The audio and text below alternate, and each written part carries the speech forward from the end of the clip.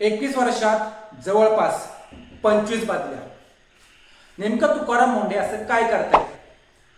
तुकाराम मुंडे हे नाव ऐकलं की नियम, शिस्त आणि धडाकेबाज कारवाई आपल्याला आठवते आणि त्यासोबतच त्यांची वारंवार होणारी बदली. महाराष्ट्राच्या प्रशासकीय व्यवस्थेत काही अधिकारी हे असे आहेत ज्यांची ओळख ही केवळ त्यांच्या पदामुळे नाही होत, तर त्यांच्या कामाच्या पद्धतीमुळे होते. अशाच अधिकाऱ्यांपैकी एक म्हणजे IAS अधिकारी तुकाराम मुंडे. आजच्या व्हिडिओमध्ये आपण जाणून घेणार आहोत तुकाराम मुंडे नेमके कोण आहेत, त्यांचा IAS अधिकारी होण्याचा प्रवास कसा होता, त्यांच्या कामाची पद्धत काय आहे आणि त्यांच्या कारकिर्दीत वारंवार झालेल्या बदल्या ह्या इतक्या चर्चेत का राहिल्या आहेत. नमस्कार, मी किशोर बलकवडे आणि आपण पाहतात विषयच वेगळा. तुकाराम हरिभाऊ मुंडे, जन्म 3 जून 1975. तुकाराम मुंडे हे एका सर्वसामान्य शेतकरी कुटुंबात जन्माला आले. शिक्षण पूर्ण केल्यानंतर तुकाराम मुंडे यांनी स्पर्धा परीक्षेची तयारी केली आणि 2005 मध्ये भारतीय प्रशासकीय सेवेत म्हणजेच IAS मध्ये प्रवेश केला. IAS अधिकारी झाल्यानंतर त्यांची महाराष्ट्रात विविध महत्त्वाच्या पदांवर पोस्टिंग झाली, म्हणजेच नियुक्ती करण्यात आली. जिल्हाधिकारी, महापालिका आयुक्त, सचिव अशा वेगवेगळ्या जबाबदाऱ्या ह्या त्यांच्या खांद्यावर देण्यात आल्या आणि त्या त्यांनी यशस्वीरित्या सांभाळल्या. पण तुकाराम मुंडे यांची खरी ओळख निर्माण झाली ती त्यांच्या कडक शिस्तीच्या आणि नियमांची काटेकोर अंमलबजावणी करण्याच्या शैलीमुळे. त्यांच्या कामाची एक खास गोष्ट म्हणजे पद पोस्टिंग कोणतीही असो, नियम हे सर्वांसाठी समान असले पाहिजेत अशी त्यांची कार्यपद्धती राहिली आहे आणि त्याच्यात कोणता बदल झाल्याचं आतापर्यंत दिसून आलेलं नाही. तुकाराम मुंडे यांचं नाशिक महापालिका आयुक्त म्हणून काम हे विशेष आणि सर्वाधिक चर्चेत आलं होतं किंवा राहिलेलं आहे. नाशिक शहरातील अनधिकृत बांधकामं, अतिक्रमण, वाहतूक व्यवस्था आणि महापालिकेच्या नियमांबाबत त्यांनी त्यावेळी अगदी कडक भूमिका घेतली होती. त्यांच्या कारवाईमुळे काही नागरिकांनी त्यांचं तोंड भरून कौतुक केलं, तर दुसऱ्या बाजूला काही राजकीय नेत्यांकडून त्यांच्या कामाच्या पद्धतीवर टीका सुद्धा झाली होती, विरोध करण्यात आला होता. यामुळेच मुंडे हे अधिकारी म्हणून जनतेमध्ये लोकप्रिय होते. त्यानंतर त्यांची नियुक्ती ही नागपूर महापालिका आयुक्त म्हणून करण्यात आली.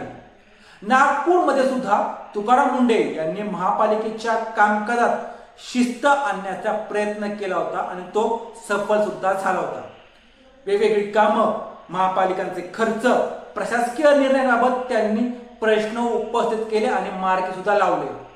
त्याच काळात त्यांचे राजकीय नेत्यांशी मतभेद झाल्याच्या बातम्या सुद्धा टीव्हीवर पाहायला मिळाल्या होत्या. मुंडे यांच्या जो मानणारा गट आहे, समर्थक आहेत, त्यांचं म्हणणं होतं की ते राजकीय दबावाला कधी बळी पडत नाहीत आणि त्यानुसार प्रशासनाच्या नियमानुसार ते कामकाज करत असतात.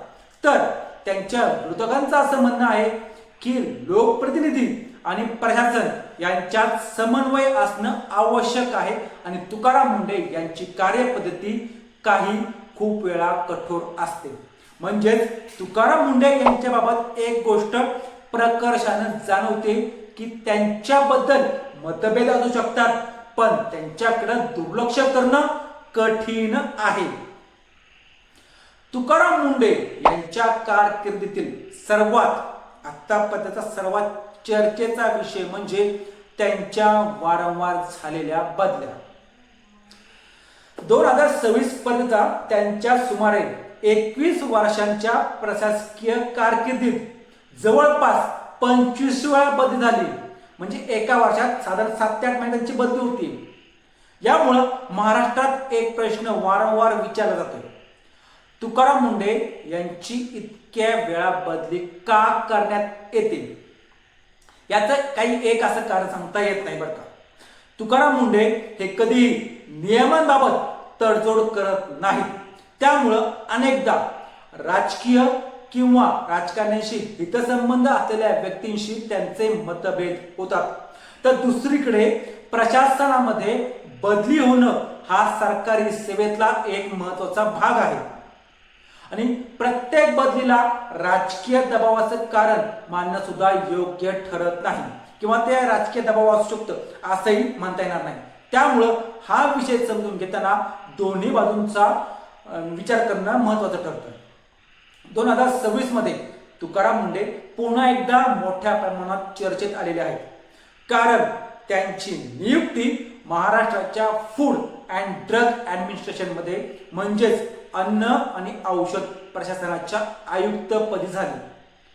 मुंढे यांनी 2 मे 2026 मध्ये ही जबाबदारी स्वीकारली आणि त्यानंतर त्यांनी पोस्टिंग घेतल्यानंतर कार्यभार स्वीकारला. लगेचच अन्न भेसळ नियमांचं उल्लंघन करणाऱ्या ज्या काही संस्था आहेत आणि त्यासोबतच औषधांशी संबंधित गैरप्रकार जे घडतात त्यांच्या विरोधात त्यांनी मोठ्या प्रमाणात कारवाई करायला सुरुवात केली. तर दुसरीकडं हॉटेल, खाद्यपदार्थ विक्रेते, उत्पादक, घाऊक विक्रेते आणि औषधांशी संबंधित ठिकाणी वेगवेगळ्या ठिकाणी त्यांनी तपासण्या आणि कारवाई करायला सुरुवात केली. काही ठिकाणी त्यांनी संस्था सील केला. त्यामुळं सोशल मीडियावर पुन्हा एकदा तुकाराम मुंढे यांची आपल्याला चर्चा पाहायला मिळते. विशेष म्हणजे अलीकडं महाराष्ट्र FDAने राज्यातील रक्त केंद्रांसाठी सुद्धा नियमांचे जे होते त्याच्याबाबत नियमांमध्ये पालन करण्याबाबत एक प्रक्रिया लागू करण्याच्या दिशेने महत्त्वाचा निर्णय घेतल्याचं सुद्धा समजतं. तुकाराम मुंढे यांची कारकीर्द जर पाहिली तर एक गोष्ट नक्की जाणवतं की सरकारी पद म्हणजे केवळ अधिकार नाही तर महत्त्वाची जबाबदारी सुद्धा आहे. नियम, शिस्त यांचं पालन, त्यासोबतच निर्णय क्षमता आणि कामाबाबतची कठोर भूमिका या त्यांच्या कार्यशैलीतील ठळक बाबी आपल्याला पाहायला मिळतात. त्यांच्यावर किती टीका झाली, वाद झाले, वारंवार बदल्याही झाल्या, पण त्याच वेळी जो काही सर्वसामान्य नागरिक आहेत त्या सर्वसामान्य नागरिकांच्या एका मोठ्या वर्गानं त्यांच्या कामाचं कौतुक सुद्धा केलेलं आहे किंवा होत आहे.